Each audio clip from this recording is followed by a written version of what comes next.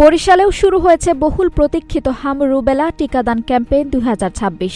সকাল 10:30টায় বাকেরগঞ্জের দুধলমৌ এলাকায় নাজিম মৃধার বাড়ি সংলগ্ন টিকা কেন্দ্রে এ কর্মসূচির উদ্বোধন করা হয়। উদ্বোধন করেন বিএনপি চেয়ারপারসনের স্বাস্থ্য উপদেষ্টা জিয়াউদ্দিন হায়দার।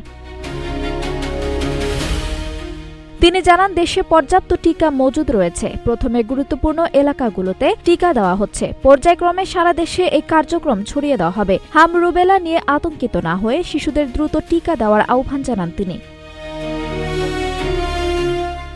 উদ্বোধনের পরপরই শিশুদের টিকাদান শুরু হয়। বর্তমানে বরিশাল বিভাগের 4টি উপজেলায় একযোগে চলছে এই কার্যক্রম। স্বাস্থ্য বিভাগের তথ্য অনুযায়ী 4 এপ্রিল পর্যন্ত বিভাগে হামে মারা গেছেন 4 জন। সন্দেহভাজনভাবে আরও 1 জনের মৃত্যু হয়েছে। এখন পর্যন্ত হাসপাতালে ভর্তি হয়েছেন 485 জন, সুস্থ হয়ে ফিরেছেন 281 জন। সন্দেহজনক রোগীর সংখ্যা 612 জন।